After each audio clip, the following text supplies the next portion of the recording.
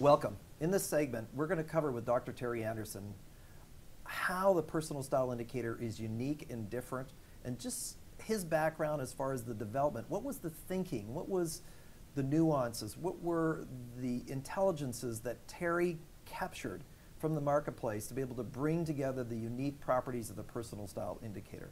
And so we're privileged to have Dr. Anderson, the founder of CRG, with us. So we welcome him to this show.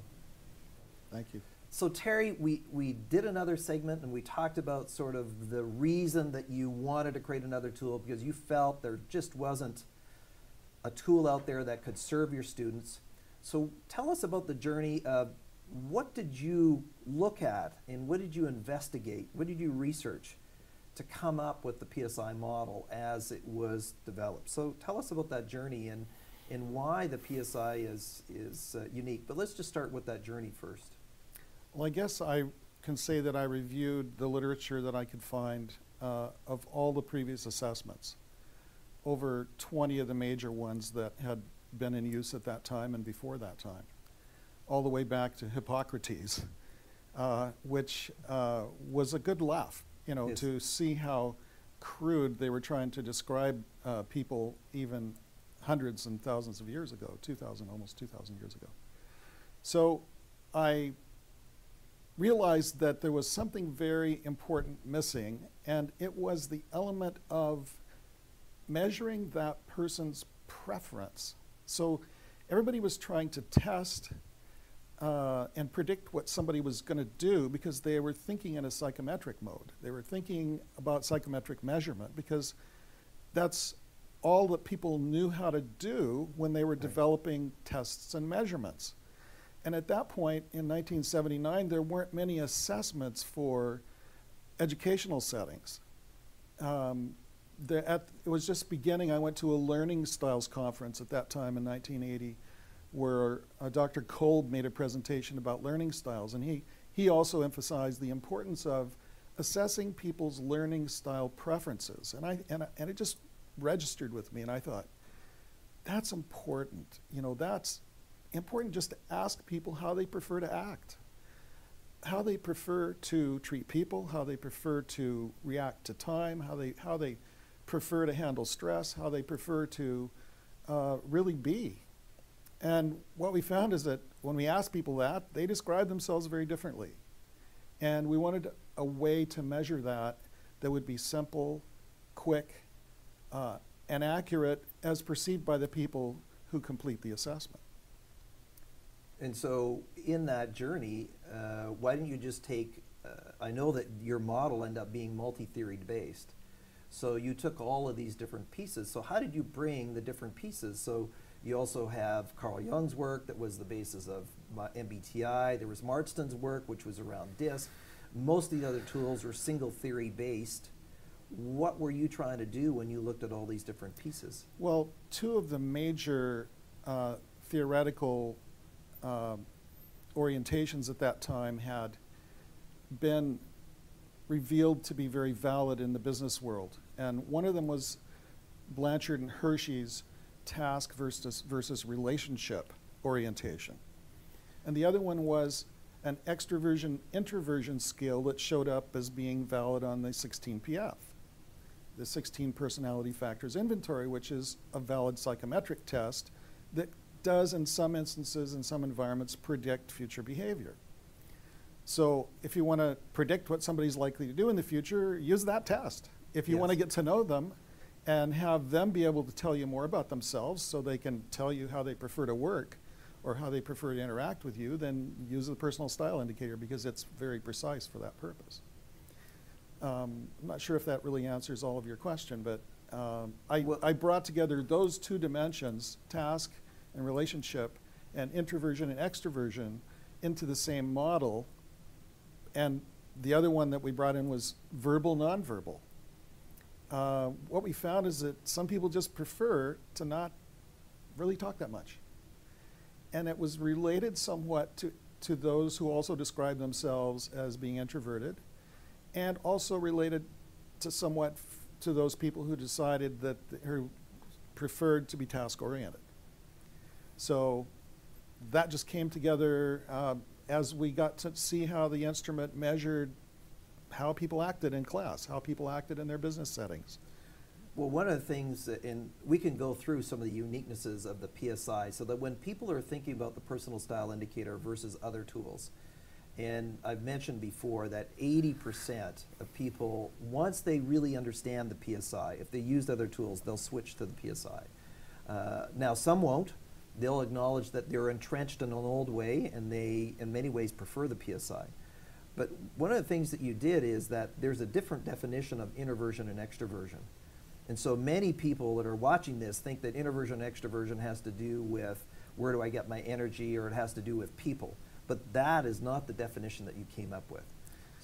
Well, the definition that we felt would be useful to people is Eysink's definition of how a person prefers to act upon the environment or react to the environment. So what we found is that people who describe themselves as being introverted would be watching the environment in order to get ready to then have a response to it. Whereas the extroverts would act upon the environment and see how the environment reacted to them. That made so much sense, a lot more sense than the analytical models, which weren't behaviourally based, and it made sense to my students and to the other people, professionals that I began using the tools with in my consulting and training practice. Well, as you know, I conduct the certification now for CRG, and just the hundreds of professionals that have gone through it.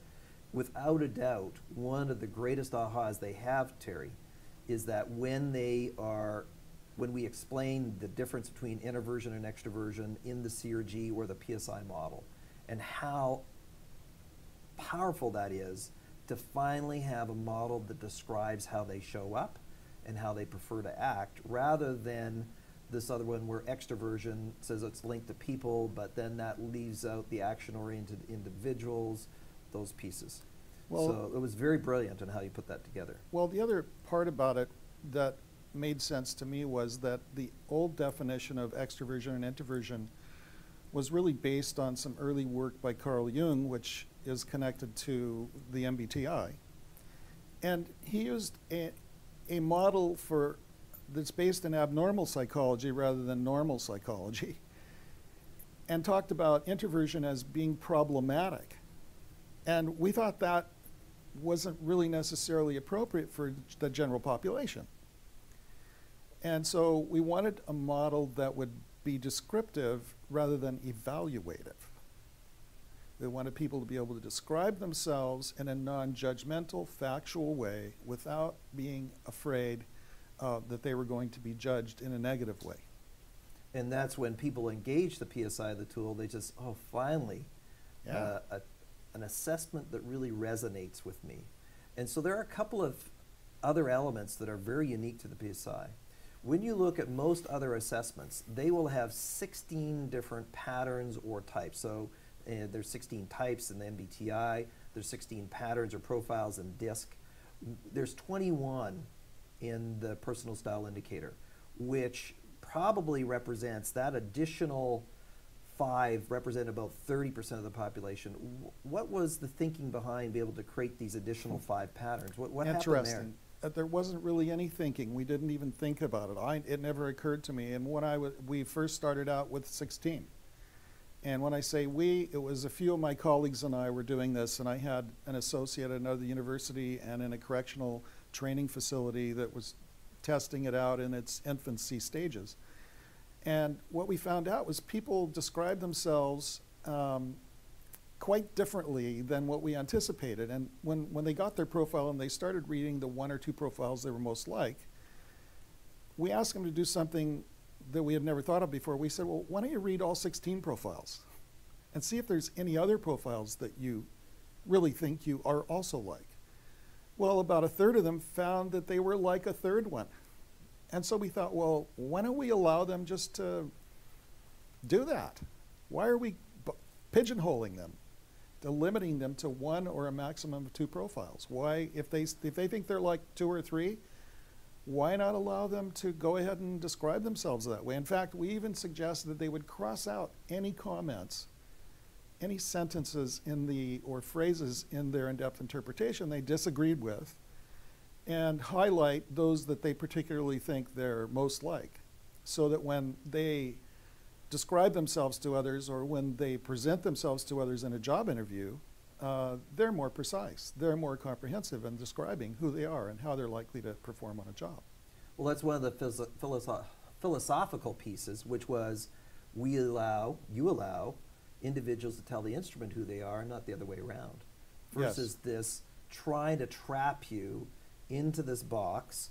And that's where a lot of the other tools would be accused of, and where people were not resonating. And with these additional 5 profiles, what was honored are the triple high profiles, where people have 3 of the dimensions that are balanced, or even the last one, which is synergistic, which are all 4 of the dimensions are equal. Now, in one of the other tools, in fact, DISC just recently read in one of their tools that if you have a type profile, you're asked to take the tool over again. Yes. Because that is not recognized. It's not considered valid. Is not considered valid. Yeah. And so that's 5% of the people that respond to the PSI are now being discriminated against by another tool that says, oh, by the way, that's not okay. Right. And then the other one is the 4 profiles that are triple high are not even included in other tools. Well, and we found that the MBTI as well had a tendency to pigeonhole people because of Jung's presumption that your type is your true self, and that if you're not living according to your type, you can never fulfill your true potential. And what we said was, we don't think that's really the way it is, because people develop skills and abilities to perform in many different ways over time. And they develop versatility as they learn. They may not prefer to develop that much versatility, and that's what we're trying to measure, is preference. But they can still do it if they choose to. And we don't think they should be judged just because they might not choose to or because they choose to, either way. Well, one of the elements that comes out of it is the heart of the development of the tool is really the respect of the learner in the process, and really honoring their engagement of that, so that the information then can be valuable. That was one of your goals and objectives, Terry, was that this was not something I did to you, it's something I did with you. Yeah. That was a very critical piece that has now, after 3 decades, 33 years, proved itself time and time in the marketplace. And so what we found, Ken, was that people were much more likely to be honest when they answered it, rather than try to answer the questions in a certain way so they'd come up with a certain profile that would be more acceptable. They would just say who they are. Right. And that made it actually more valid when it came to the way they presented themselves in an interview was probably very similar to the way they're going to present themselves in a job. Whereas those people who were taking psychometric tests were on their guard. Unions were upset because they didn't want these people to be categorized, especially after they've been hired and they're seeking a promotion. They didn't want to find out they didn't have the right profile for the right job. With of course, the presumption that once you're a certain type, well, you can't act like another type. And it's just not true. It is true, however, that preference does make a difference in performance. And because those preferences, I'm hardwired to it. So the definition that you came up for style was our natural predisposition, hardwired or born at birth to perceive, approach, and interact with the environment, which included what you talked about, those other measurements of time, people, tasks, and situations, which is the combinations. And so all of us have preferences to that. And just to kind of anchor this segment and then just kind of move into another segment, Terry, is that there was research done by TalentSmart. And TalentSmart, what they looked at is how important is our knowledge of personal style to our success in life. And what they realized is that only 2% of the population realize their potential without their knowledge of their personal style. So it supersedes age, supersedes intelligence, supersedes education, all economic conditions, is that this awareness allows me to intentionally engage life. So what you intended to create is now being manifested out there, and then this research, which is independent of CRG, is proving that without this, I cannot realize my potential. Yeah, and I guess now that over 1 million people have completed the personal style indicator, and I've talked with thousands of them personally, it just added something permanent and beneficial to their life. And that is probably the most gratifying thing I've ever experienced from writing something, is that feedback does keep coming back. Oh, and time again, when both of us do programs, just the transformation that occurs to individuals, we don't want to get over the top here, but it's awe-inspiring. It's humbling in many cases just to see just the transformation and the impact that this work can have for people, and we honor them. I mean, the other things about the PSIs, it's built around a holistic model. We won't go into that in this segment, but really it's the honoring of all the other development factors that contribute to who we are. So you thought about that in advance, that you can have a stable part but still have flexibility to grow, and then develop tools and resources that fit all around it in terms of values and health and self-worth and environmental systems and all these pieces. Yeah. So you really thought about the whole person right from the beginning. Yeah, that was part of the model and part of the design of it. And I think that in a simple way, you can describe it as you're giving somebody a mirror that they can polish. It starts out a bit fuzzy, and they can polish and make it shinier and shinier. And all the revisions that we've done on the PSI have made it possible for it to be even a shinier, more reflective, accurately reflective mirror as people refine their self-understanding and decide to communicate that self-understanding to others. Thank you, Terry. Thanks. Well, thank you for being with us on this segment.